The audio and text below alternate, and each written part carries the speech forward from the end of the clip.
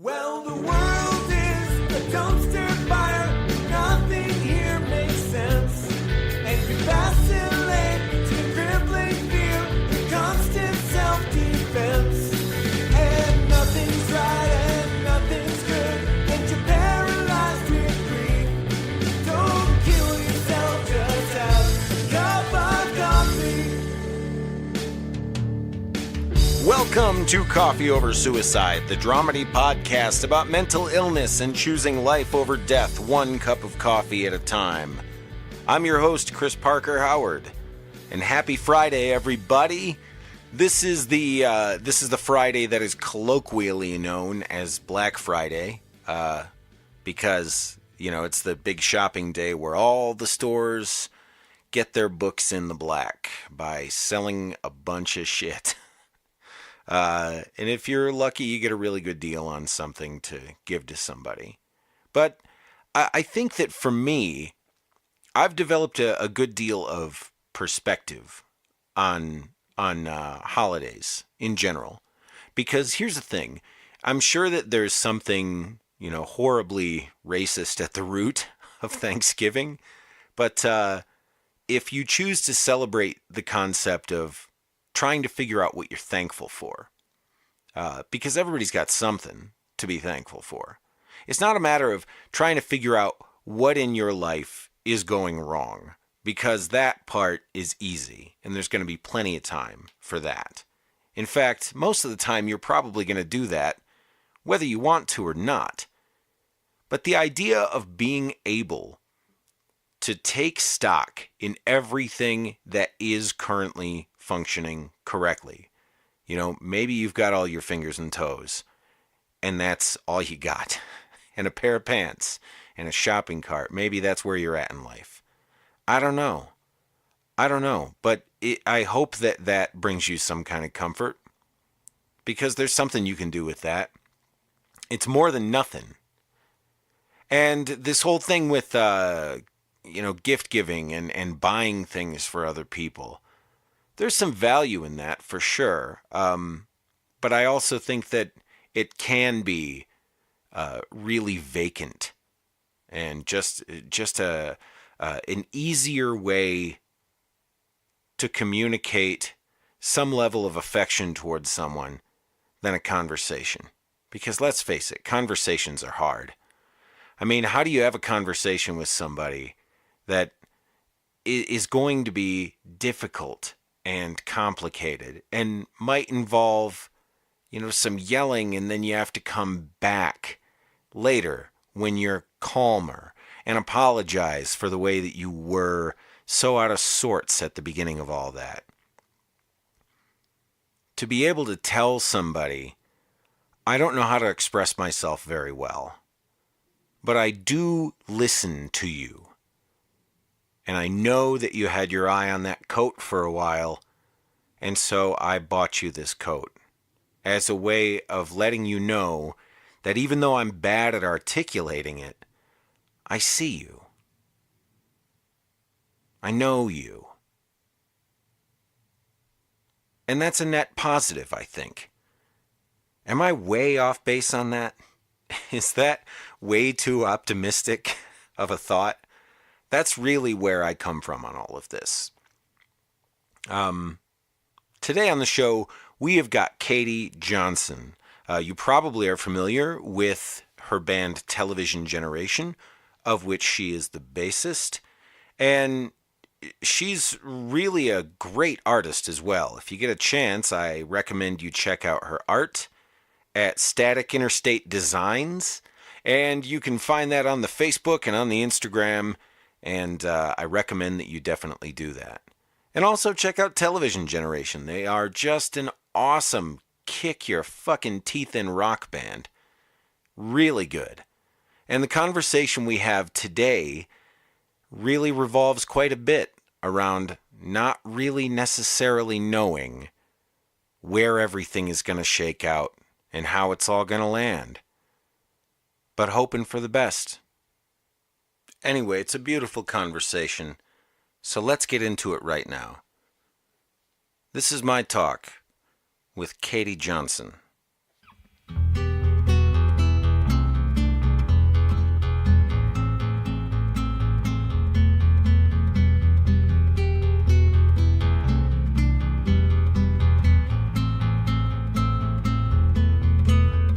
So tell me about what you've been doing lately, because I know that you guys have been doing this thing where you seem to be with the band recording individual songs just as they come. Like, so what's up with that? That's pretty much been the process because, Will realized that he kind of has a huge backlog of songs that he wrote recently, and so we're kind of trying to go through each one as a band and play with them and see if they work, like, for our kind of sound, and if they do, then we'll go and record one, and then it's just like a matter of kind of choosing the ones that fit best together. We're currently trying to come out with like a full-length album, but it's been weird, like, kind of picking and choosing some of the songs that Will writes to make it like a cohesive kind of thing. And then I've got like a couple of songs that we've recorded that are going to be thrown on there. I don't particularly think that my songwriting is like, this is like Will's like way up there, and like I'm like a little beginner person, but you know, it's still kind of cool to like hear what you've created kind of come together and become something. Well, plus other people put their fingerprints on it. Yeah, that too. I always felt that way too. Like whenever I would join a band, I always wanted to write songs, but you know, I would see people painting these Rembrandts, and then I would show up with like a Denny's placemat and some crayons and go, "This is my song." That's pretty much what I feel like right now, but it's nice that I'm like with a band where, you know, we all sit down and we listen to everyone's like ideas, and you know, there's no like just discounting someone, like throwing whatever they had to say like away. You know, we consider like everything, so it's a good work environment, I guess, as far as a band goes. It sounds like it's sort of a gentle dictatorship. Where, you know, exactly. Will is kind of at the head of things, and everybody benefits. He's the gentlest of all dictators. Yes. So let's take this all the way back to the all the way, because I know that you weren't born in Denver. No. And I know that you've got kind of a unusual lineage in that regard. Where are you from? So I'm from Saipan, which I guess for the listeners is an island basically in the middle of the Pacific Ocean. It's much closer to Japan and the Philippines and everything like that than it is to the United States. Like, honestly, it's like Colorado's on one side of the world and Saipan's literally on the other side. And it's like this tiny little place. It's about 15 miles long by 5 miles wide. There's about 60,000 people that live there. But I was born there, and my mom's family actually comes from there, at least on her mom's side.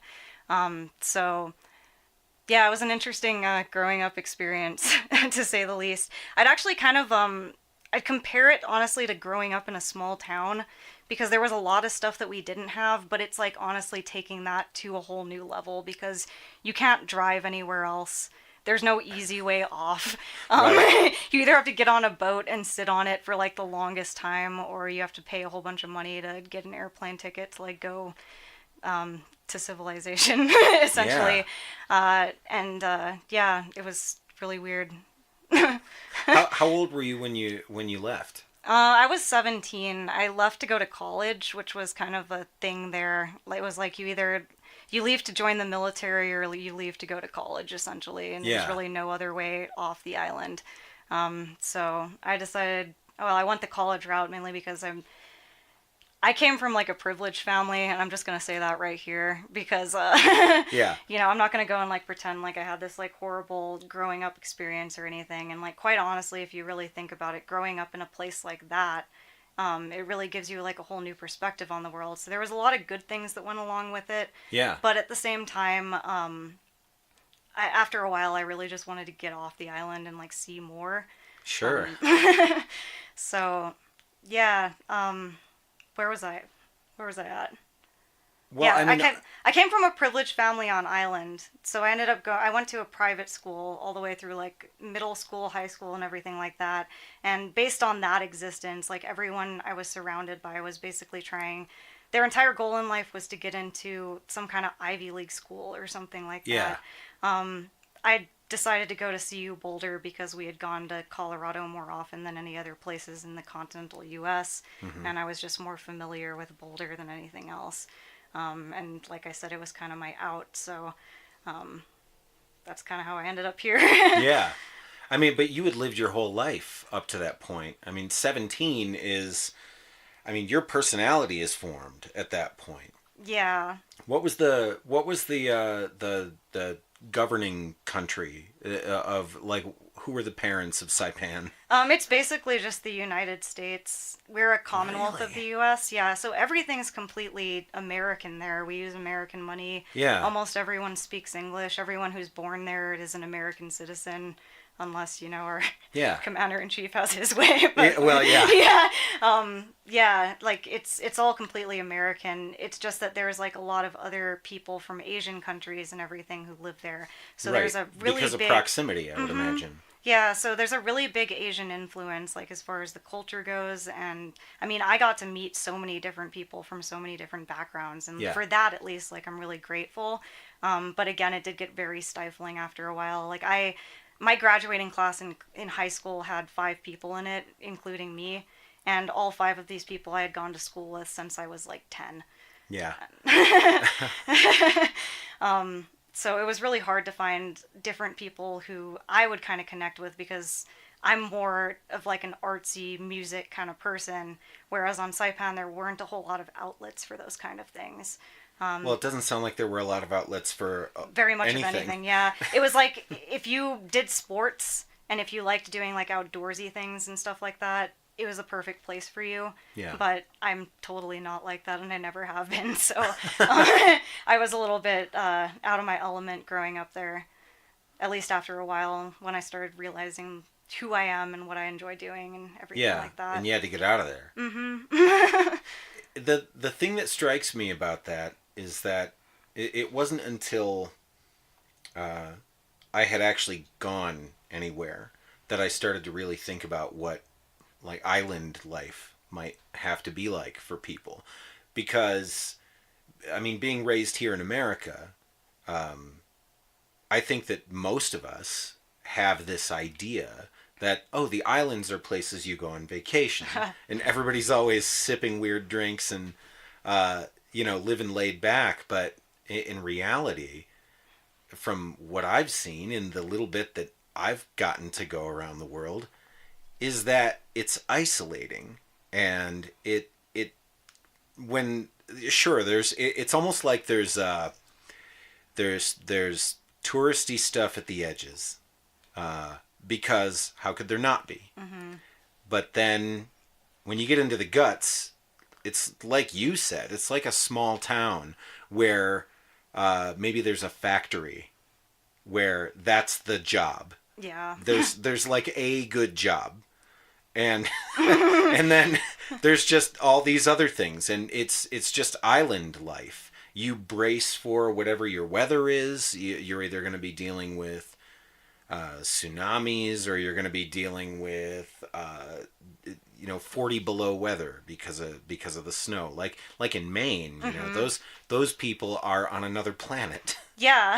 It's that kind of thing. I think that shapes people in ways that we don't really talk about. And before I met you, I'd never heard of Saipan. Uh-huh. And I don't know how many people have. So I find that endlessly fascinating. Yeah, it's not many people I've met around here know where it is, but then I meet like the select person. So instead of being like, oh, I come from Saipan, which is a tiny island in the Pacific, I kind of changed it to like, oh, I come from Saipan, which if you've never heard of it. Yeah. Because some people get really offended or something when I act like I'm, trying to it's like you've got educate them about a note something. card in your back pocket. Yeah. Saipan's main exports are. Speaking of the weather, though, so Saipan and the surrounding islands, the actual island chain is called the Northern Mariana Islands, and that's kind of the Commonwealth that's a part of the United States. But Apparently the second biggest storm to ever hit the United States just hit Saipan at the end of October. Oh, And no. it just decimated the entire place. Like, I saw pictures of my old high school, and there were like windows just knocked out. All the classrooms were flooded, and there was Yeah. just debris everywhere. So many people lost their houses, and apparently one person actually died during the storm, due to all of the debris flying around and everything like that. So there are a lot of people there who are really down and out right now, and it's gotten almost no news coverage in the United States. Yeah. At least from what I've seen. I think I saw like a Washington Post article go up about that, but yeah, that's one of the things though, is that it is so isolated that when something like that happens, a lot of the people out there really are on their own for a long time before anyone else can really get to them Yeah. to help out. So yeah, whenever something like that happens, like if anything, it's kind of made the island into more of a cohesive community, because storms like that do happen like once every couple of years or so. Yeah. I mean, maybe not like that, but like we get typhoons quite a bit. And so every time this happens, the entire community kind of comes together and helps each other rebuild and everything. Yeah. So it's kind of a weird, it's a weird like balance, I guess, of having a very strong community while at the same time also being completely isolated from everyone else. Yeah. It's kind of like you learn how to take the good with the bad, and you also learn, growing up in a place like that, you really learn how to do without. That's one of the things. Like I grew up with rolling blackouts on the island for the longest time. When I think it was about like when I first went into high school, the power company like lost all of its money, and so they had to start shutting people's power off for like a certain amount of time during the day, and ours would get shut off like at 2 a.m. or something like that for a while. I would always wake up just like sweating because like our air conditioners had shut off in the middle of the night. So that was really strange. Yeah. Something like, I don't know, I come here and I remember there was like a really big windstorm the very first year that I was in college, and the power went off for maybe a total of 10 minutes. The entire CU Boulder campus was just freaking out. They did not know what to do. And I was just thinking, like, power being off for like 2-3 days in a row is normal for me. Yeah. It's not a big deal.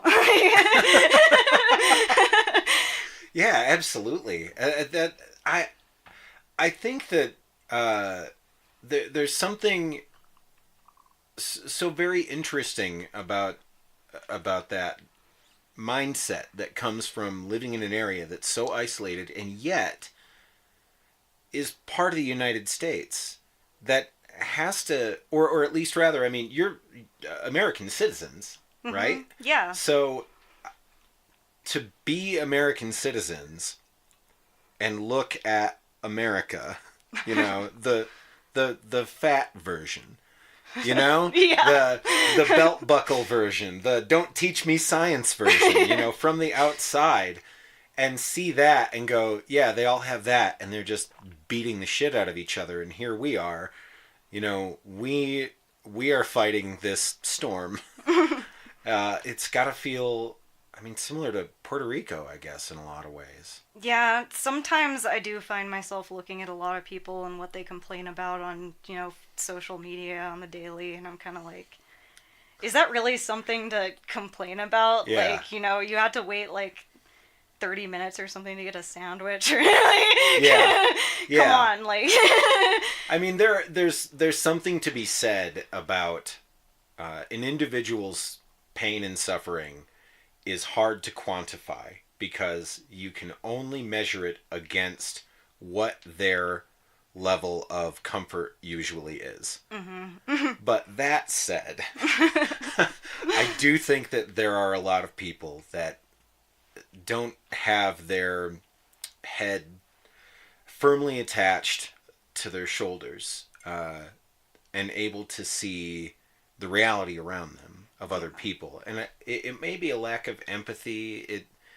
It's really tough to say exactly what's causing it. Yeah. I always think it's lack of empathy. I kind of feel the same way. I like to not really generalize, how people act based on where they're from or anything like that. But I do seem to notice that there is like a real general lack of empathy amongst like a lot of people that I've met in the mainland. And I kind of think that I mean, we might get into this later, but I really think that like the fact that this system is so capitalistic and everything, it kind of Yeah. forces people to really just start thinking about themselves all the time. So they get so wrapped up in their own world that they forget that there are other people out there who are experiencing just as bad or maybe worse things. Yeah. So I hope for the best. I tend to be much more of a positive person than I probably let on. But yeah, I hope the best for the future. And this is coming from someone who is mostly concerned about the environment and has been following all of these global warming things for the longest time. So It's a little intense. yeah. I mean, looking at everything, and especially, I mean, of course you're aware of these things. I mean, you grew up in a place that was heavily affected by weather and climate, which are two different things, but they're connected. Weather and climate are connected. They're not the same thing, but they're connected. I would have to imagine that you've seen changes in those things in your lifetime. Yeah. I've seen the changes in Colorado in just the past 6 years. Oh yeah. I mean, when I first came to Boulder for college, so it would have been, gosh, 10 years ago or so. Yeah. Yeah. I remember that it would start snowing like sometime late in November, and there would pretty much be snow on the ground, like at least in little patches and stuff. Yeah. Like all the way through like at least March. And now you don't see that anymore. Right. In fact, like it doesn't even snow like more than 3 or 4 times during the winter anymore. Yeah. So We'll get one bad storm in March. yeah, it's like I've even just noticed that in just 10 years of being here, and Yeah. that's kind of crazy. So, let me ask you this, to throw a complete curveball at all of this. When did you discover the bass guitar? I started playing, well, I started teaching myself how to play when I was about 15 years old, so this would have been back in 2005 or so. I decided that I wanted to learn the bass guitar after I found Sonic Youth, and Kim Gordon was like the most amazing person ever to me at the time. Yeah. So I was kind of like, I want to be just like her, and I want to play the bass guitar. So my parents bought me one for my birthday Christmas present. My birthday's like less than a month away from Christmas, so I had a lot of those. Birthday / Christmas presents. Score! Yeah, exactly. But that was probably the best present that I've ever gotten. I still play the same bass. It was a Fender Mustang, and it's my baby. It's a nice little short scale, so I can actually fit it. I'm like 5 feet tall for the listeners. Nice. Yeah, I don't know, I got into playing it, and I learned how to play like a bunch of Clash bass lines and stuff, but I realized after a while I was still on Saipan, and there was no one around who played music. Yeah. So I didn't have like anyone else to play with. There wasn't any like prospect of me forming a band or anything like that. So after maybe about 1 or 2 years, I kind of set it down and started focusing more on like visual art, which was it's always been like kind of my main thing. Ever since I was like a little kid, so yeah. But now you're playing in Television Generation. Yeah, so that's been a really cool experience. So how did that come about? Because before you were the bassist, there was another guy, right? Yeah, their old bassist, like he was not a bad bassist by any means. He like played really well, you know, they had solid shows and everything before I joined. Basically what just happened with him was that he wasn't able to make practice a lot. He had a lot of other things going on in his life, and Will wanted to start playing more shows, and, you know, getting the band out there and everything. So we kind of were talking about this, and I was kind of like, oh, well, I play bass. Like, why don't I just try to play some of your songs, and we'll see where that goes. Yeah. So the next time Anthony, our drummer, came over for just their regular practice, they had me on bass instead of their old bassist, and everything just seemed to work out really well, and we just kind of went from there. Yeah. For a while, the old bassist was playing rhythm guitar, but I guess he didn't really like having that role in the band. So Yeah. yeah, we ended up parting ways with him, but it wasn't like anything bad at all. It was just kind of a mutual decision. So yeah, sometimes things just don't work out. Yeah. And it doesn't have to be anybody's fault. It's just part of growth and change. Yeah, exactly. So speaking of change and growth, uh, what was you had mentioned something earlier that intrigued me, and that was you were talking about uh, having this discovery when you moved away to here. As a lot of people discover a lot of things about themselves, uh, was moving away in college when you discovered uh, depression? No, actually, that kind of happened a little bit before I left for college. I actually remember the day that I kind of realized that there wasn't something quite right going on with my mind. Yeah. And I wouldn't really say, like, I've never been actually diagnosed with depression or anxiety or anything like that. I was diagnosed with bipolar disorder in college, but that was a crap diagnosis. Yeah.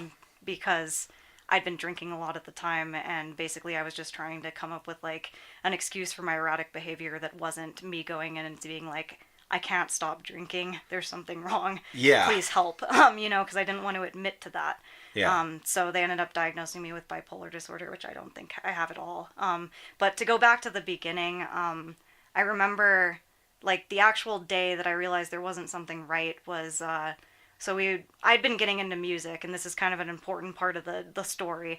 I'd been getting into the music for like the first time in my life ever, like a couple of years before then when I was like 13 or so. Yeah. A lot of my friends had started listening to this great band called Blink-182, and I heard this great song called I Miss You, and I was like, oh, I kind of want to hear more from this band. So it was the first band that I really started like looking up and listening to albums by and everything like that. And for some reason, Blink-182 and Green Day and all these pop punk bands somehow led me into listening to The Cure. And the very first Cure song I ever heard was Boys Don't Cry. Yeah. And for some reason that song just like hit me. Like it was just an emotional punch in the gut. And I remember the first time that I heard it, I could not stop crying, and I just kept listening to it and listening to it and listening to it. And my dad was driving us to school one day, and I was listening to the song in my headphones, just kind of like trying to ignore the rest of my family and the world in general. And I just like started bawling, and I couldn't stop, and like there were just all these bad thoughts in my mind.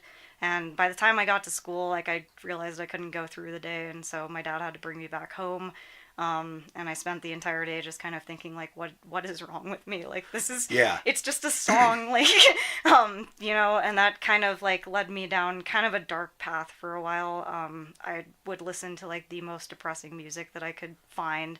I got really into screamo music for a while. I spent a lot of time in my room listening to Disintegration. Oh, yeah. Just little candles lit. It's kind of Yep. like, sobbing in the dark and all that. Oh, totally. And the weirdest thing is that I just didn't even feel like there was much of a reason for it, other than at that point in my life, I kind of started feeling more isolated. As I got further on, like going to high school and everything, like there were fewer and fewer people in my class. I started realizing that these people I grew up with, I didn't really mesh with, like on a personal level at all, and there wasn't anyone like around who I could talk to about art and music and those things that I was interested in. So I guess I kind of started feeling like really alone and isolated at that point in time. And so of course, what happens when you're not in the right mindset is that you end up just isolating yourself more. Yeah. When you feel that way, which Right. is exactly what I did. So there was all of that. I think that also, like I had mentioned before, like I've always had like a lot of pressure coming from my parents about trying to be the best person that I could be, but it kind of started culminating to the point where instead of really being an outward thing coming from my parents, it started being something that came from inside of me.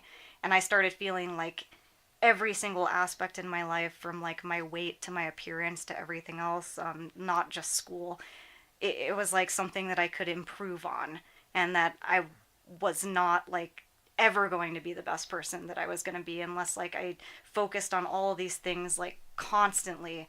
And I don't know, it's like at that point in my life, I think I started creating this perfect version of myself. And it's not something, like recently I've just realized it's not something that I'm ever going to attain. And ultimately, I feel like my main issue is just perfectionism. And the fact that, like, I mean, which is a weird thing to say because, like, people think perfectionism, oh, well, that's a great, like, trait to have. You want to just be better all the time. But the thing is, if you're trying to be better all the time in order to get to this, like, godly version of yourself, you're never going to get there. And whenever you fail, it just starts, you start, like, hitting, you put yourself down, like, harder and harder, like, the more you realize you're failing. To the point where you just stop trying after a while. And I started noticing that about my art in high school because at that point in time I had been getting into trying to, like, draw more realistically, and I was learning anatomy and stuff like that. But I never felt like anything that I created was ever quite right. Like, I could find, like, the littlest, like, piece of, like, any drawing or painting that I did, and I would just stare at that, like, one little error the entire time, and I would just, the more you stare at it, the more you think that, like, the entire thing itself is just crap.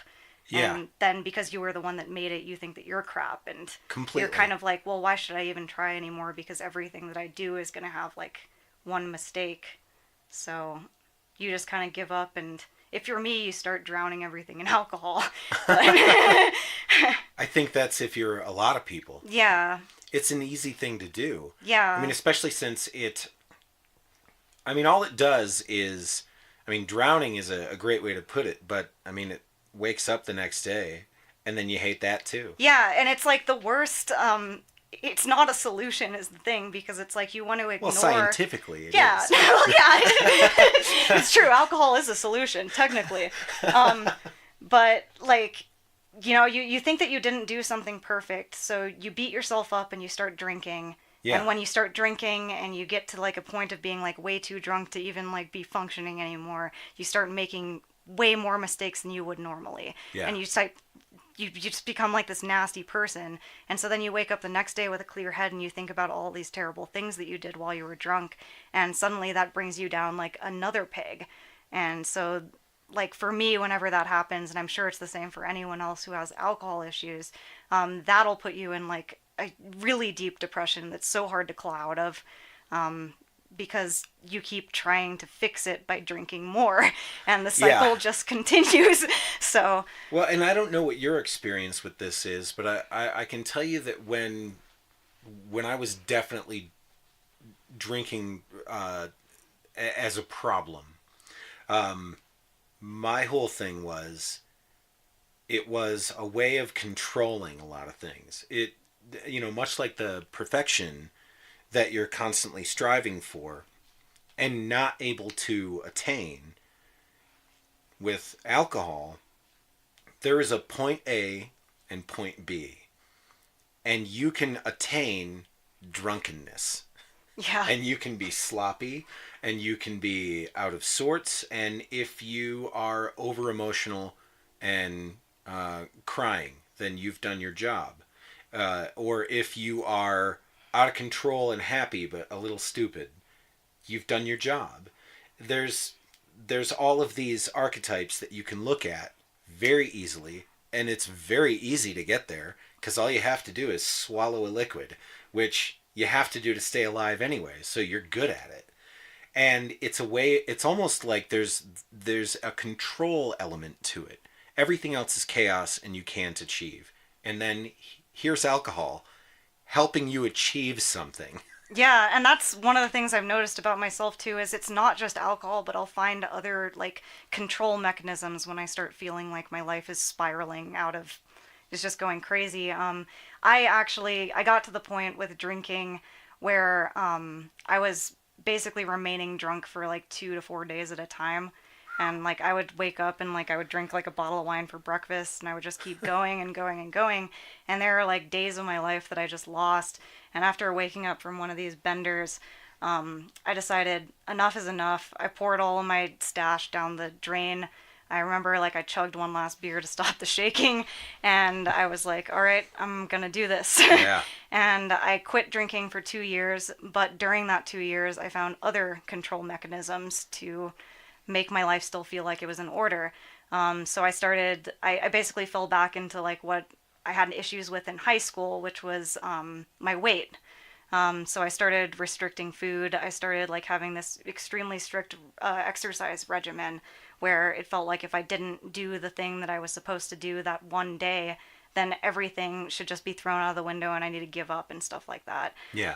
So that was how I was in high school too. Like I had this idea in my mind. I had to run. I still remember my stupid schedule. I had to run 3 miles every Monday, Wednesday, and Friday. I had to run 5 miles on Tuesdays and Thursdays, and I had to run 10 miles on Saturdays and Sundays. Wow. And I stuck with that like for my entire last year of high school because during that time, what I was telling myself is you're going to be the perfect person to go into college after you get done with all of this running.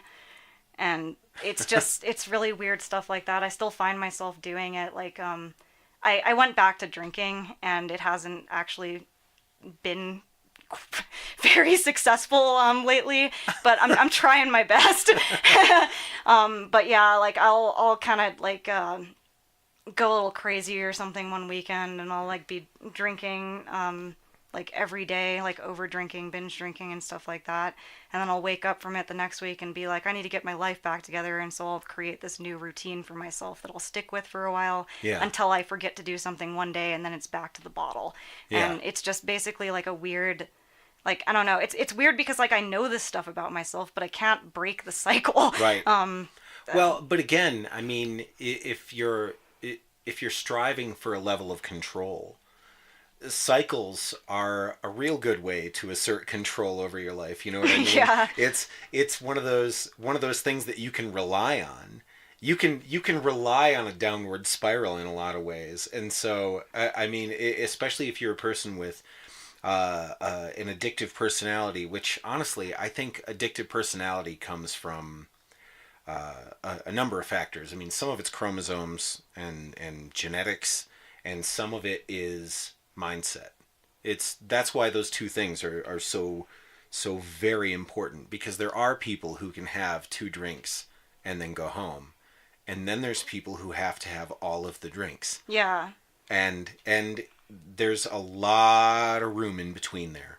Mm-hmm. And it can be hard to know where you're at any given moment. Or, you know, am I a person who's having a serious problem? Or am I a person with alcohol? Or am I a person who's having a serious problem and is using alcohol to avoid that problem? Yeah, and I honestly think, because I've met a lot of people who have had issues with alcohol, and I'm glad that so many of them have been like pretty open about it and stuff, because it makes you feel like, you know, I'm not like I'm not like that drunk like on the sidewalk, you know, like there's a lot of people out there like who I think basically self-medicate in that kind of way. Sure. And a lot of the time, like I think it's almost like an escape or something. Yeah, definitely. People need boxes to put their shit in. They just do, and everybody's got all this emotional baggage. Every single person on this planet. It's like you talking about hearing that song and just bawling your eyes out. I mean, there are people who go in for a massage who have never had a massage before, and it's like the floodgates open and they don't know why, but they just start weeping deeply. Mm-hmm. And maybe it's because they've never been touched before, or maybe it's because there was something inside them that just needed to be loosened. They're so used to being tense that suddenly they're not, and it's like, oh, I didn't know there was another option. But it's like when you hear that song that you're like, well, I'm not a depressed person, but then I heard this song and it was almost like this valve got turned, and suddenly I'm feeling all these things that I was pushing down for all of this time, and now they're out. And so you've spent all of this time keeping things in check where they are, but then once you've seen how not to do that, it's like you can't unsee it. Yeah. But then how do you put the genie back in the bottle? It's hard. You don't. You go get a different bottle, and then you pour some smiles on your brain and hope that it helps you set that screaming voice that tells you that you're not good enough aside for a couple of minutes, because that voice is you. And that's one of the things about that I've noticed about American society in general, is I think that there's just such like there's so much demand for people to just push things down and be okay and smile through life. And, like, you're going to get through this day. Like, don't be sad about that. And there's so many self-help things out there. Like, so many people constantly posting on Facebook about how they figured everything out and every day is the greatest day ever. But you can't be like that all the time. People have more than one emotion. You can't just be happy all the time. So I almost think, like, alcohol especially is a real great drug for that type of society. Because for a second you can actually let things out. Right. I mean, it's the massage. It's the sad song. It allows you to feel the things that you have been trying not to. It kind of massages those feelings out of you. And it can do other things too. It can do some pretty awful things as well. You can feel some things that aren't there. You can, because you're impaired, so your judgment is impaired. And so it's a real catch-22 because it's like the junkie who figures out, well, I can do this much heroin and a Xanax, but not also a Valium because that could kill me. That person who figures out their personal body chemistry dosage to make everything okay without being dangerous. People don't usually get that right for very long. And so alcohol is another one of those things. I mean, technically it's kind of a poison. You're sort of fucking yourself up. Yeah, and to me it's almost like I would poison my emotions too. Like, I know it probably happens to a lot of other people, but I used to just, like, inexplicably get really angry when I was drunk. Like, back when I was really, really bad.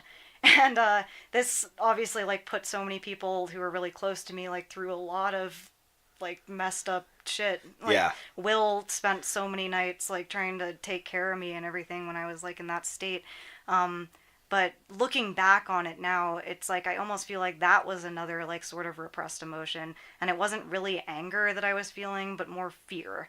Because circling back to my whole perfectionism thing, I'm actually really terrified of most people. Like, I'm just terrified of humans in general. I just feel like they're always out there and they're, like, gonna put me down and stuff like that. Like, even the smallest, stupidest thing. I remember I was at a bar a month or so ago, and I was, like, walking out of the bathroom, and I almost ran into this guy because, like, he was, like, going down the hallway or something, and I just said sorry, and the guy was all like, don't ever say sorry, you don't need to say sorry for something like that, no, and, like, that put me, like, in this weird mood for the rest of the entire night where I couldn't even, like, talk to people anymore, because I was just like, I did something really bad, and it's just stuff like that I expect to encounter all the time.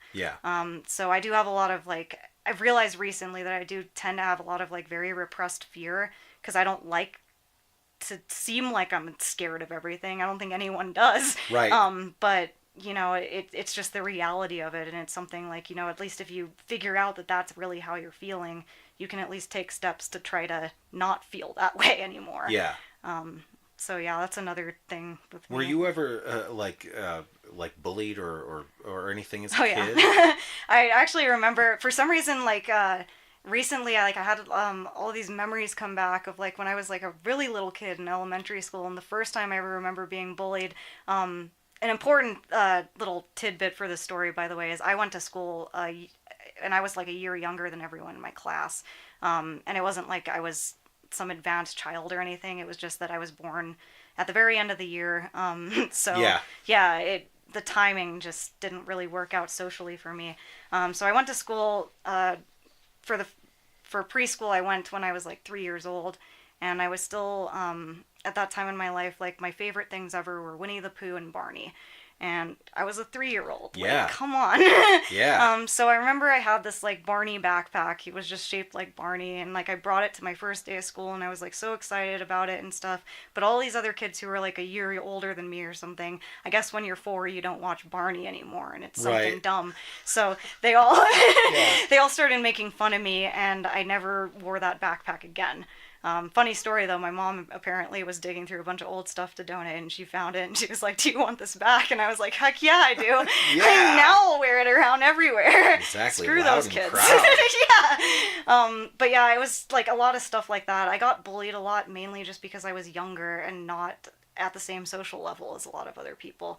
Like when I went to middle school and a bunch of my girlfriends were starting to get into guys and dating and stuff like that, I was still like, oh, I want to play Pokemon all the time and like read Yeah. Harry Potter and stuff like that. And everyone was already past that like point. So Yeah. it was kind of like a combination of being bullied and also just being like isolated. Like, you know, people would have sleepovers and stuff that I wouldn't be invited to because it's like, oh, well, she's just gonna want to like talk about Harry Potter or something Yeah. and not boys and stuff like that.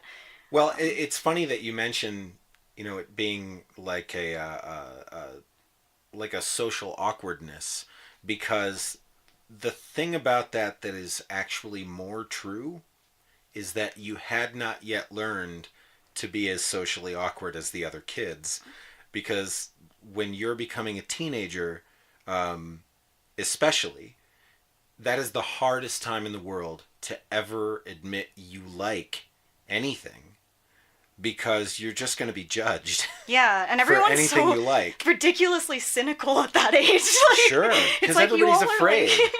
Because everyone is afraid that they're a fraud and that they're just a moment away from being found out for being a fraud.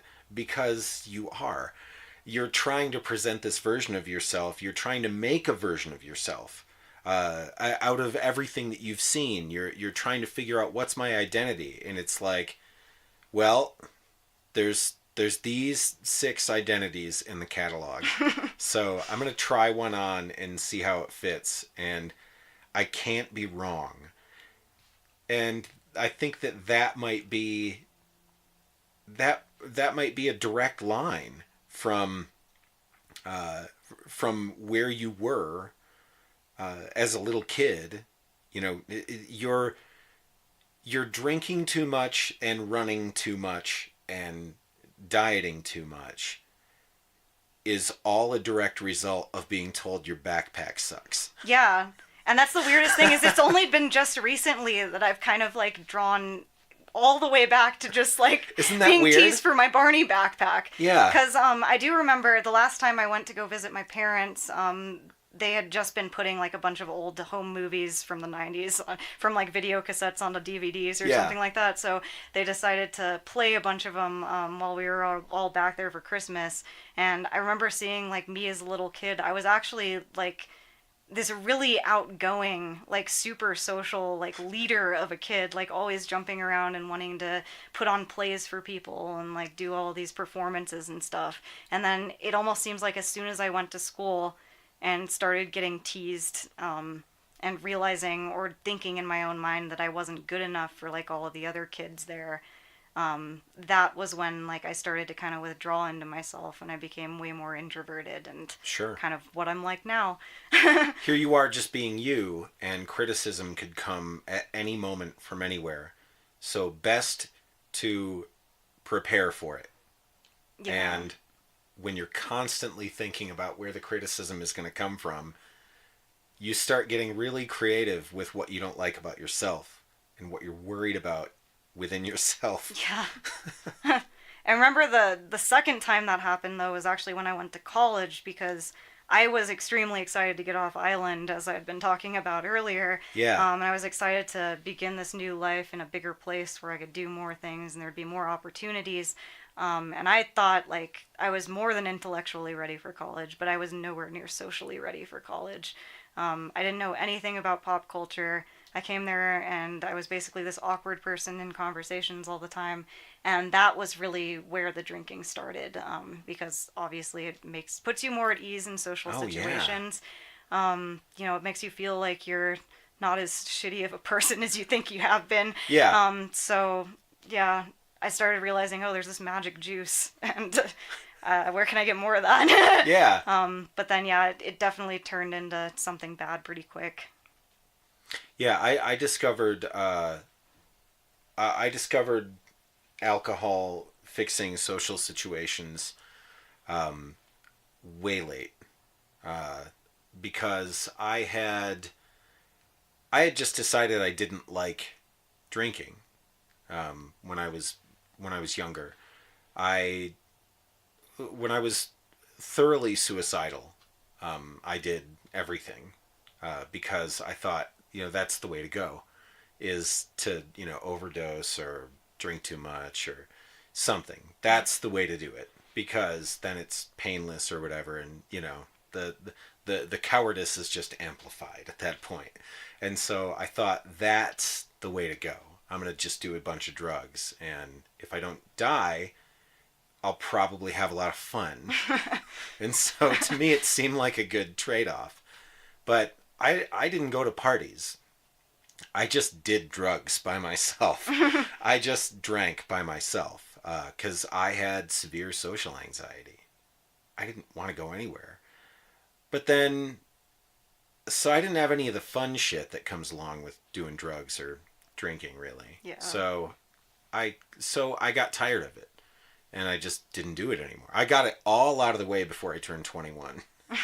And then I turned 21, and I opened a bottle of champagne because I could buy it, and I drank champagne and played with Legos. And that's what I did. And then I didn't drink after that because I didn't care for it. It just wasn't my thing. And I learned later a couple of things. I learned that I was in a small town where people just like to drink really shitty things. And I apparently am a booze snob. Because apparently I do like beer. But, like Russian Imperial Stouts and stuff like that. Like, I like those.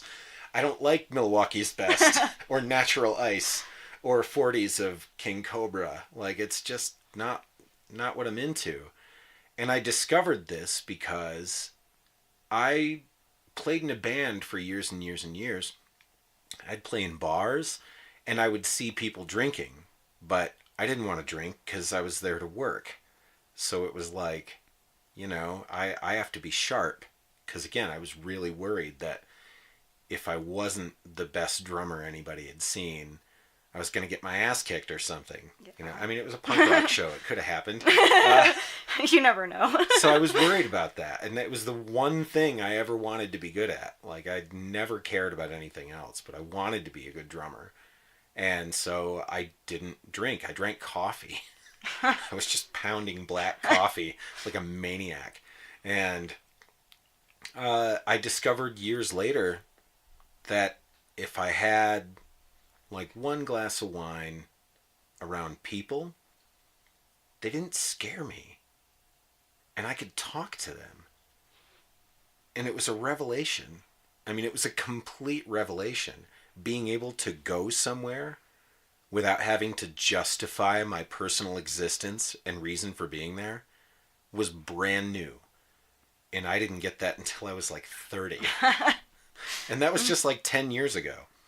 So it's like, it more or less, don't get me wrong, there was a period there where I was figuring it out. Yeah. Where it got a little excessive. Like, well, if it makes it good here, it must make things great everywhere. Yeah. And while Christmas was great, with the family, and going to Thanksgiving was good with the family, all that was great. And, things were better. And, you're great. You're a good guy. Love your tattoos and your truck. It was not advisable for me to go that all in. So I had to figure out what I was going to do. I had to make a decision to realize whether or not I was capable of recalibrating. Because alcoholism runs in my family. Mm-hmm. And I know where I'm at with addiction things too. I would smoke cigarettes forever and ever and ever, and quitting cigarettes after 17 years was like 100 times harder than quitting drugs. Yeah. It was impossible. So when I did that, I was acutely aware of what addiction and withdrawal feels like. Yeah. And so it just made me nervous for the longest time, alcohol. Like, because I liked it, for one, and when I like something, I go all in. And for two, it runs in my family that it's dangerous for people. Yeah. And so I was like, I don't know if that hit me or not, because sometimes alcoholism skips, sometimes it don't. I honestly, to this day, still don't know if I have alcoholism in me. Mm-hmm. I still don't know. And I still drink. And once in a while I think about it. And whenever I start thinking about it, I stop drinking. Yeah. To see if I can. to see if my hands start shaking or something. Because it makes me nervous. It still makes me nervous. That's interesting that you say that, because alcoholism actually runs in my family too, like mainly on my dad's side. But it's like one of those things that we just don't talk about. Like, the word alcoholism, it's like, don't speak that word. Dad just likes to have a good time. I remember when I stopped drinking for 2 years, and I first started getting back into it, I was actually terrified to just take that first drink, because I was like, this is going to set me down a slippery slope. And it kind of actually has again, but it's not as bad as it used to be. So I kind of think, though, that that's like a real like trap for myself, is constantly saying like, well, it's not as bad as it used to be. So right. Unlike what you were saying, I can't like really impose rules on myself as far as like drinking goes and follow them. When I first started drinking, and I was like, okay, you're only going to have 2 drinks whenever you're out. And 2 drinks turned into 3, 3 turned into 4, 4 turns into 6, and that's just the way that it goes. And I find myself, even like a few weeks ago, I had to finish up a band poster for one of our upcoming shows. And I was like kind of on a time crunch for it. I'd had like a really busy week with this other art exhibit that I was going to be in and stuff like that. And we had like a bunch of whiskey at home. And so I was kind of like, oh, well, to get myself started, I guess I'll like just take a little half shot and, it'll get me going. Yeah. Suddenly I'd had like 4 shots, and I was like bending over the paper, just like trying desperately to not mess up. But yeah, I should not, I don't know. It's like I'll have a job to do, and it'll be something that's legitimately important to me, like doing art. But somehow alcohol always trumps all of that. Do you think it's the stress? I think that that's definitely a part of it. My job isn't ideal for my lifestyle, so a lot of the time I'll come back home from work and I'm like, the only thing that I want right now is like a drink. And that usually ends up spiraling into a bad night. So most of the time, there are all of these other factors that you don't really have control over. It's like, you've got a job, you've got responsibilities, you've got pets, you've got a partner, you've got your desires versus your needs. And so of course there's going to be that place where your needs are getting in the way of your desires. Yeah. And that's hard to live with for any person. And so I kind of get that, because I have the same thing where when things are particularly tough, especially with alcohol, it's funny that we're having this conversation, because the funny thing about alcohol to me is that it's great for a celebration when something goes right, but it's great to drown your sorrows when something goes wrong.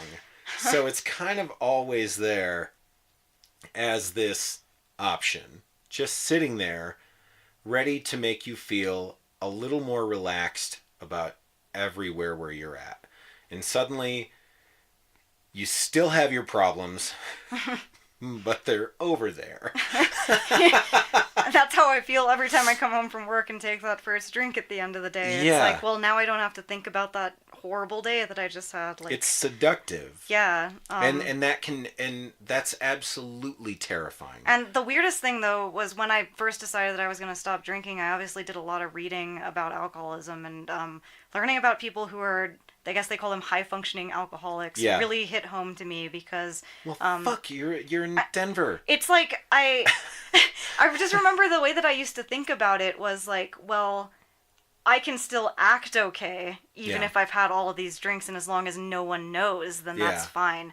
And the number of times I would go into work so hungover, like that I would just be sitting in the bathroom for like 30 minutes at the beginning of the day. Yeah. But somehow, like, I'm sure people probably noticed, but they won't say anything about it. And as long as no one's going to say anything about it, you still think that you're doing just fine. Yeah. And you think that you can continue this lifestyle. Yeah. But in reality, you can't keep doing that. Like, it'll wear you down. Yeah, totally. Like, Denver is one of those cities where it's very easy to be an alcoholic here. yeah. It's so easy. People think of Colorado as the weed place, but if you spend any length of time here, you start to recognize, no, it's still just drinking. Yeah, it's like I remember when I was first applying for jobs, the number of places that were like, oh, we've got like this, we just have beers. We have all these craft beers. Yeah. Like, Johnny's been brewing his own beers in his garage. He just brings some in every Tuesday. Yeah, totally. I mean, there's breweries everywhere. There's I mean, shit. At one of my last jobs, I mean, there was beer at work, and as long as you didn't drink too much, Yeah. it was there. At work. I work in tech. Like, we shouldn't be drinking. So I totally get it. But it is one of those things where, and again, it's a good thing that I have a disclaimer that I'm not any kind of real therapist. Yeah. Because my perspective on this has become one that I think is probably flawed and probably wrong. But I think that there is a level where even if you've got some of that in you, some of those teeth that really want to dig into that part of your brain where you're not necessarily in control. I think that there is a way to learn how to coexist with that and to be able to truly be a high-functioning alcoholic. Yeah. A person who can have a few drinks and will yourself to stop. And, I mean, and let's face it, if you're a person who is wired to have alcoholism, you're going to feel that pull. You're going to feel those teeth getting into you. The tough thing about all of that is that, for one, willpower is hard anyway, and it's even harder when suddenly you're loose and happy. But I think that there's probably, for some people, there's probably a way to manage that. The same way you can manage your symptoms of depression and anxiety. They don't go away. They come with you. They stay with you. I mean, all of the alcohol literature tells you that too.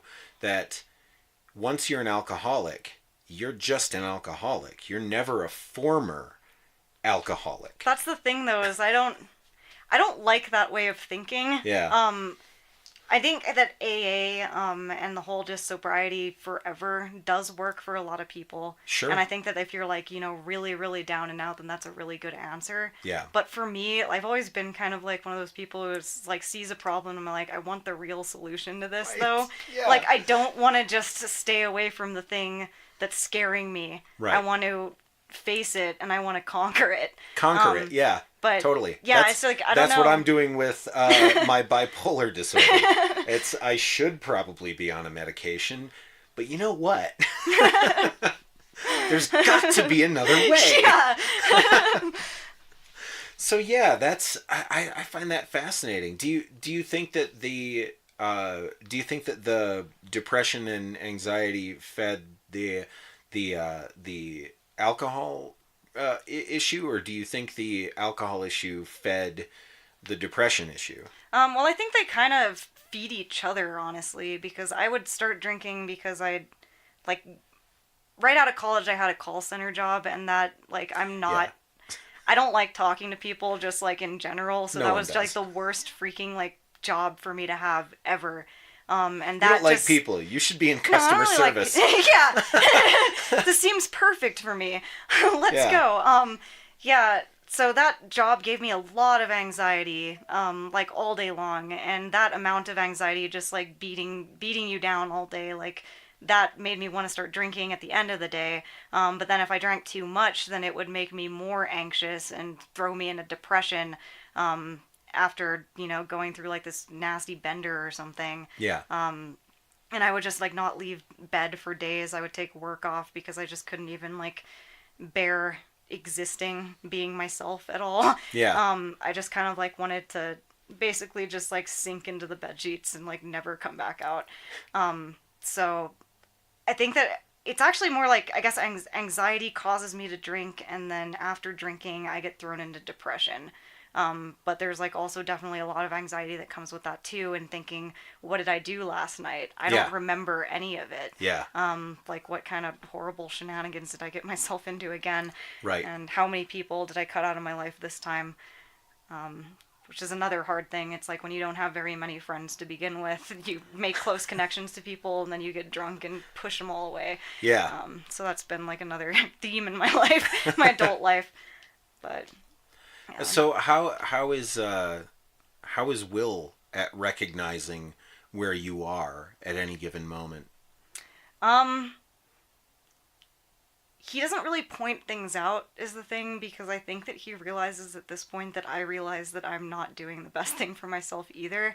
And after all of these years, especially when I finally put my foot down and decided to stop drinking for 2 years, I did that on my own.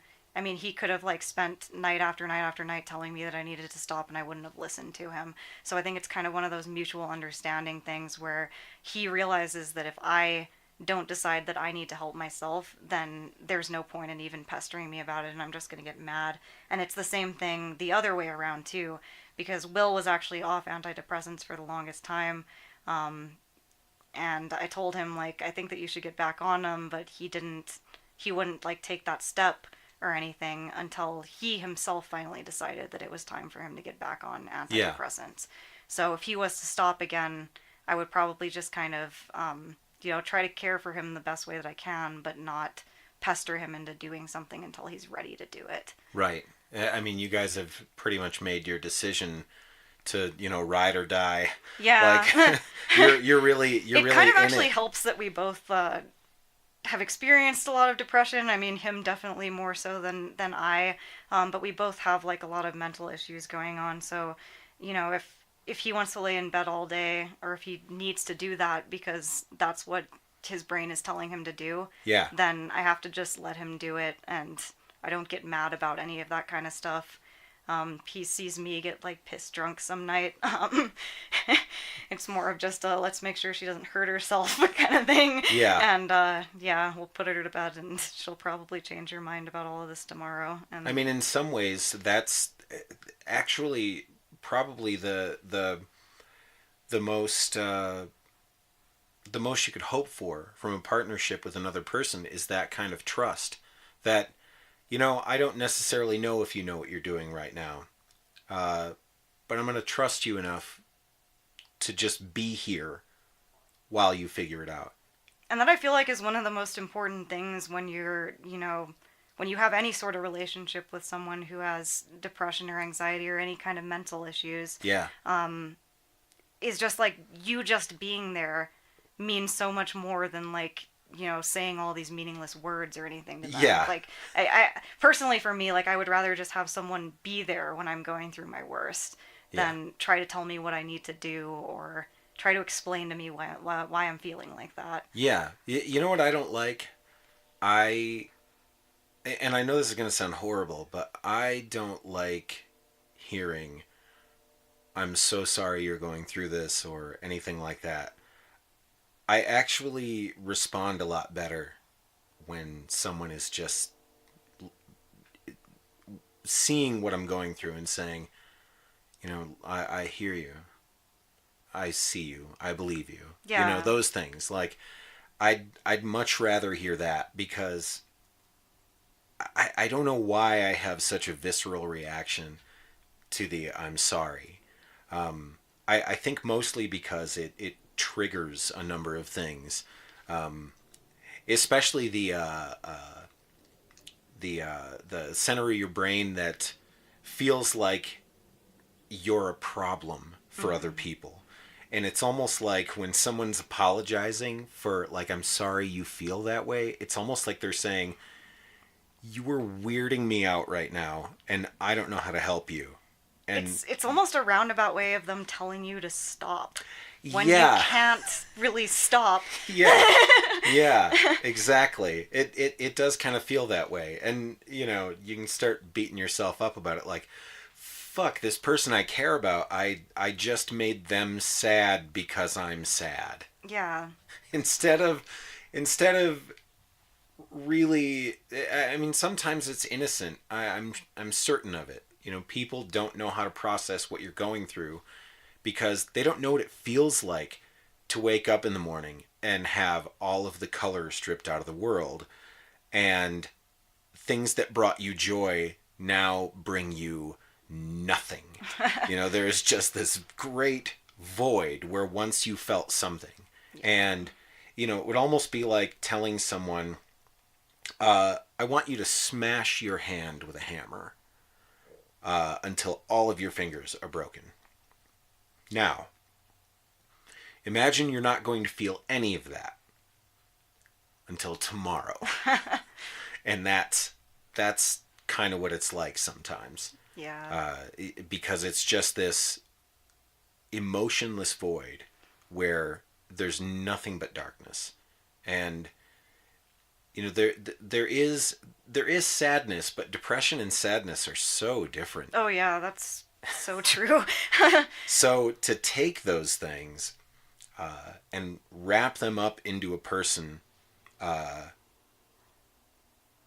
who is now also in a relationship with another person who's experiencing those same things, it can always go one of several ways. The two most common being there's a high level of toxicity, or two people really understand each other and they do great because they understand each other.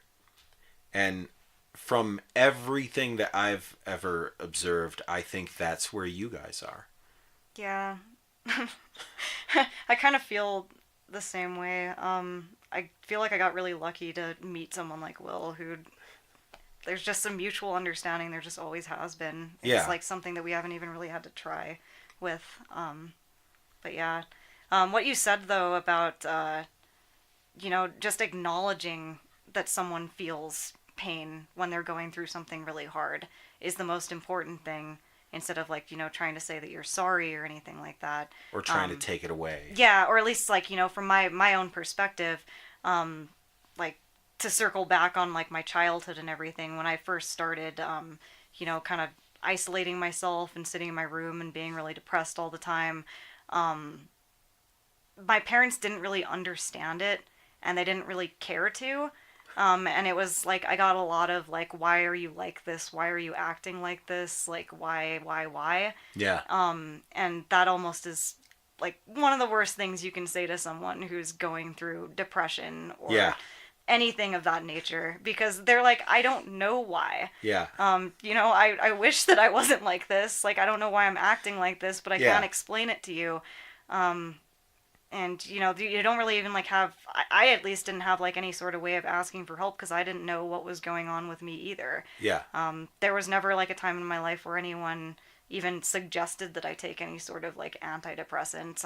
Actually, until I met Will, and I tried antidepressants for a while, and then I got on these, like, other pills that were... It was like a mood stabilizer after they diagnosed me with bipolar disorder that I didn't have, which actually worked real well for me, but then I've never been very good at taking pills, so I kind of stopped taking them and just never renewed my prescription. Yeah.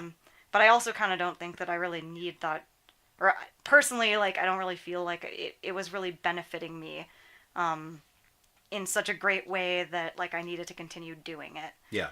So now I just self-medicate. Well, it seems like you're doing great. Yeah, I try at least. Yeah, it's a real process to try and figure those things out and to try and understand what your body is telling you. And my whole situation with taking pills and things like that was, uh, the thing I've said over and over again is that I had this worry that if I was ever on a desert island without my medication, would my brain be the thing that was going to kill me? Wow, And that's so, an interesting thing to think yeah, about. so I just obsessed over that over and over again. But the truth is, there was another layer to all of this. I went through a series of cocktails of medication, some of which actually worked. That said, when they worked,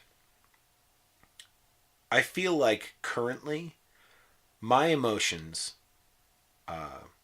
for highs and lows operate at probably a 20 instead of a 10, because I will go crazy high, to the point where I will literally feel like the inside of my body is going to burst.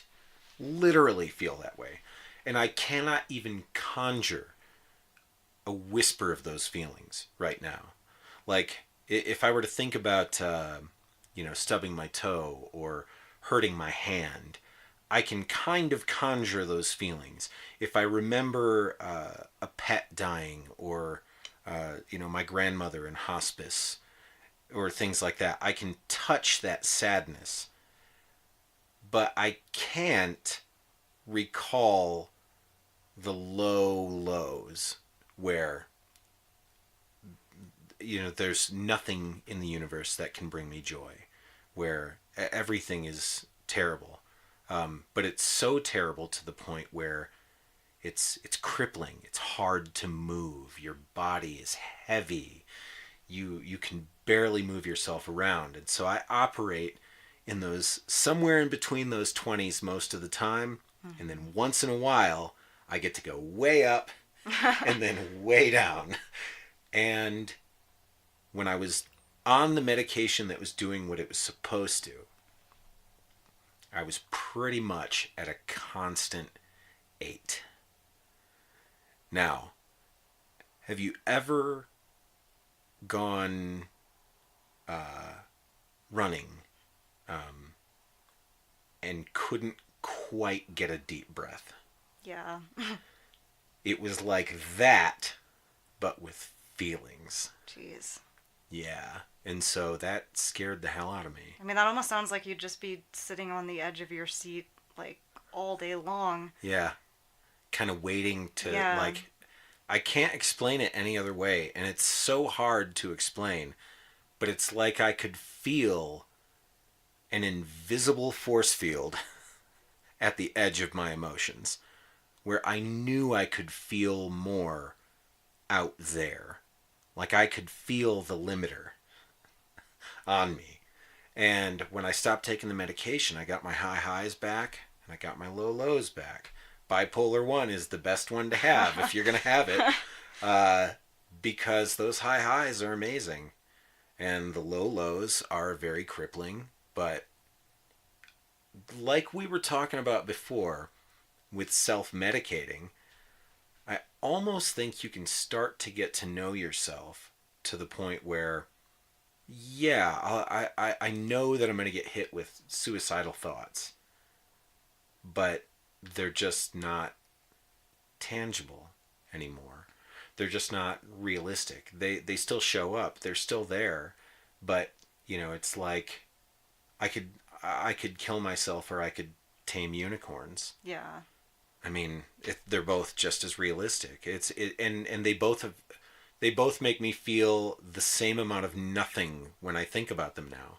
I have suicidal thoughts all the time, almost every day, but they don't mean anything. It would be like the just the most random shit that passes through your head. Like, who voiced the gingerbread guy in Shrek? Like, oh, you could jump off a bridge. Yeah. Those two things. And then oh, muffins. You know, like Yeah, because it's, it almost sounds like because you've lived with them for so long that it's Yeah. almost like they've just always been a part of your life, and so they're there. sure. They exist, but you can, move past them at this Yeah. point. I've learned how to coexist with it. It's Yeah. just, that, well, if I'm going to have this, how am I going to have this? And I think that you can do that with most things. Oh, There's gosh, some things you can't, like, obviously you can't outsmart your diabetes. Yeah, that'd be a little hard. Yeah. Oh well, I've lived with it for so long. Like, Yeah, and there are a number of people like with schizophrenia or Alzheimer's or even other forms of bipolar or depression or addiction issues or any of those things who maybe they've tried figuring these things out. And it's better for them to not do whatever it is. It's better for them to hit the medication. It's better for them to just say, you know what, I know myself well enough that it doesn't bother me to not drink. Yeah. Like, okay, I'm done. Or it doesn't bother me to say, yeah, I know weed's not addictive, but it makes me weird. And then, I start... I start wanting to do other things. Who knows? The people that... I know a couple of people who had zero problems with alcohol at all, but they had serious problems with other things. And so they'd be like, yeah, the problem is my judgment would get impaired when I was drinking, and I'd want to go get Coke. And then it's like, yeah, okay. They're like, yeah, so I didn't have a problem with drinking, but I had a real problem with Coke, so I had to quit drinking to get rid of my Coke problem. It's like, well, all right, yeah. I mean, if you know that about you and you're willing to do it, right on. Do what works. I'm completely not a moralist in that sense. Yeah. Because I think that people got to do what works, and you got to make some decisions. Honestly, it's not always in your best interest to make decisions that are about your safety. Yeah, that's true. I think that everyone kind of figures out what works best for them, and I mean, outside people like really aren't the ones to tell them like what they should and should not be doing. Yeah. So like in your case... I was actually going to kind of circle back to that, but I've actually noticed like the second time around with drinking, I have this little awareness in the back of my head where I'm like, you really, like, you can drink now, but like don't completely overdo it where you've been drunk for like 3 days and like you don't know what's been going on or because where you have that in you. Yeah, because I know that I can do that. I've done it before. Like I've fallen down that like rabbit hole, and I don't really want to go there again.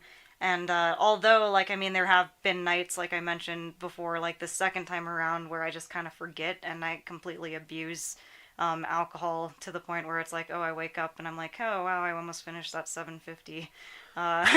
There you go. It's Wednesday. Yeah, I will get to actual, like, points, like, when I'm still coherent enough where I'm kind of like, I'll go and reach for, like, my next shot, and then I'll be like, but why though? Like, I can already, like, barely...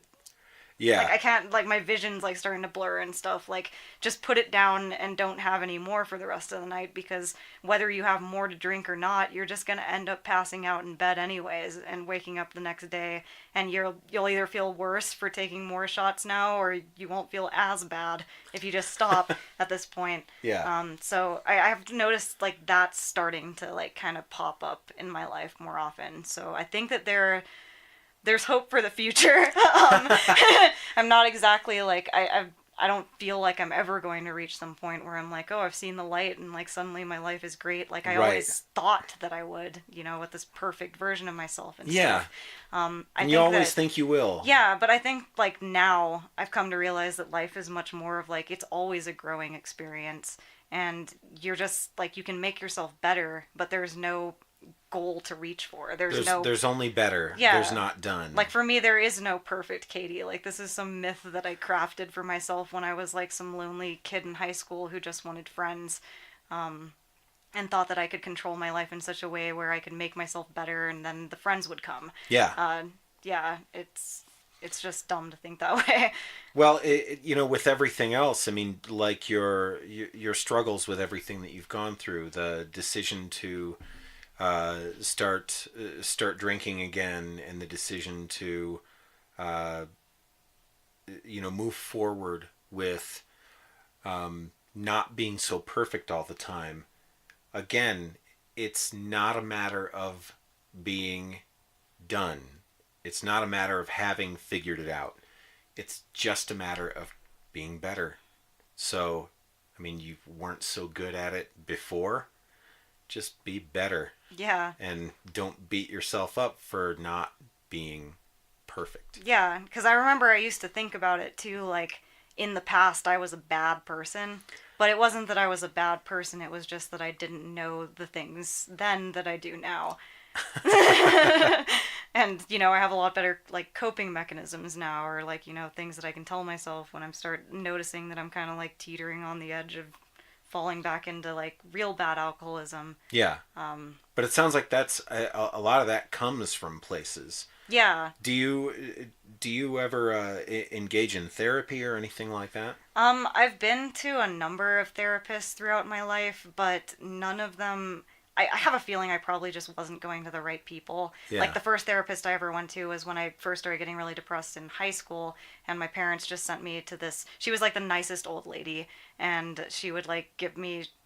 Her whole method was basically like, oh, well, you should play with your dogs more and read this happy book and, like, kind of stuff like, go out and take a walk and your depression will go away kind of stuff. Yeah. And I got so frustrated. Like, I remember, like, the last time I saw her, I think, like, I ended the entire session by just, like, screaming at her and telling her that she wasn't, like, doing what I needed to do, and I still feel really bad, and I don't know why.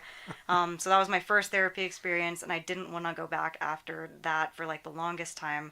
Until alcohol, like, I started abusing alcohol more and more in college, and I went to some more therapists and ended up being falsely diagnosed with bipolar disorder because I was lying about, like, I would never even say, like, I drank at all. Yeah. When clearly, like, all of my, like, outbursts and stuff were just from drinking. It wasn't of course. from having bipolar because disorder. you don't want someone to tell you have to stop doing that. Yeah. It's a lot easier to become, the person who's got bipolar. Yeah, and I than didn't the person want... who's got a drinking Yeah, problem. it's like I didn't want to be like an alcoholic, I didn't want to be one of those people. Right. But okay, well, if I have like an actual like issues with my brain chemistry, then that's understandable, right? Like, I don't know. These are just like such stupid like ways of thinking that like you get into or something when you've been drinking for so long. Totally. It's like you just don't want people to know, and you'll go to like these crazy lengths so that they don't. So that happened, and then I like went on some antidepressants after that and mood stabilizers, which I didn't really notice like a huge effect, like a positive effect in my life. I mostly just got stomach aches from those. Yeah. So like I said, like I kept taking them for a while, hoping that something would change, but then I forgot and just kind of stopped that. Yeah. And then actually about 2 or 3 years ago, I think, I went to the like last therapist that I saw. It was when I stopped drinking, because I wanted to like kind of talk through my alcohol problems and try to figure out like the origin of all of that, like where does it come from? Why am I doing this to myself? But she ended up being very religious, I guess. Yeah. And she would do these like weird things, like we would do these tapping things that were somehow supposed to like ease your anxiety, but I just don't believe in that kind of and she would always be like, oh, well, just smell these essential oils and you'll feel better. And I'm like, I do not feel better. Like, I just want to know, like, I want to talk through my past and figure out why I was drinking so much. I don't want to do tapping and smell things. Like, right. So after I realized that wasn't going anywhere, I kind of stopped. And since then, I've just kind of spent a lot of time thinking about myself, I guess, being more introspective about everything. Yeah. And oddly enough, that's caused like a bunch of weird buried memories to pop up, like the thing about the Barney backpack and everything. And I started kind of piecing together things like on my own. So I do think like therapy is really helpful for other people, especially if you can find the right therapist. Sure. But I don't think that it's really something for me, and I'm probably not going to go back. I would say that one thing to be mindful of is you're getting easily the first 3/4 of what really matters, which is getting introspective and starting to really think through these things. That is the most important part of all of the work you're ever going to do on yourself. The kicker is you're also a person who is going to beat yourself up. You're going to chase the wrong rabbits. You're going to not necessarily be completely objective. And you're not going to think of things that you don't already know. Yeah. So it's good to once in a while get perspective from elsewhere, whether it's talking it through with other people or talking it through with a therapist, or getting ideas out of a book, out of a YouTube video, because the idea isn't even necessarily to have someone give you the magic bullet that's going to fix everything, or give you this perfect platitude that suddenly all of the dominoes are going to fall and it's all going to make sense. Because really the reality of it all is, when it comes to therapists, you just got to find somebody who makes sense to you. And that's hard enough as is. It's not necessary for everybody to go see a therapist. But it is necessary for you to sometimes check some of these things against another source. Not necessarily because you're not capable of figuring out and doing things on your own, because really you have to be the person that figures it out. But really it's more for getting the perspective from an outside for the one thing you might not have thought of. Yeah. Because another human being, whether it's in a book or a YouTube video or a friend or a therapist, getting those outside things, it's basically like laying a bunch of shit on a table and saying, does any of this make sense to you? Yeah. And then for you to go, oh, screwdriver. I wouldn't have thought to use that. But here we are. Okay, right on. Hey, thanks for putting that screwdriver on the table. And they're like, fucked fino. All right, good for you. That's an interesting thing. It's like I do that with art, but I can't do it with myself. Like I'll make something, and I constantly think that everything that I make is the worst thing ever. So like I'll always have to find someone else, and I'll be like, does this look good? What should I change? Usually it's a will. And I do the same thing with my feelings too. Like I'll bounce ideas off of him about like what I think, if I'm doing something wrong, or like am I drinking too much or something like that. But yeah, I see what you mean. Like having a therapist there is definitely a great thing. Like especially if you don't have a whole lot of other people in your life who you feel comfortable talking to about those kinds of things. It's a rough thing to put on people, because the language of all of this is hard. Because if you've got a problem, you are a burden to the people in your life. Yeah. They don't want to hear about it. And you are. And that's a thing that no one tells you, because they're afraid of hurting you when you're already hurting. But the problem is we've been raised with this dialogue being wired into us wrong from jump, when really your wiring's a little fucked up for one reason or another. Maybe you were born that way. Maybe it was triggered. Maybe you got a bad massage, or you got you listened to a Cure song from 1978. Who knows? Who knows where it comes from? None of that really matters. What matters is we're here now. You're a little weird, and that's all right. You're a problem to people sometimes. That's also all right. It's a fact of all of this and how it works. And once we start recognizing how to talk to each other in honest, direct language without hurting people with that language, because there's a big difference between, I think something's off right now, but okay, and you all fucked up. You know? Yeah. Yeah, there's a great big difference between those things. And I think that you can tell somebody, yeah, I think you got something going on right now and I don't know how to help. Yeah. So good luck, and I love you.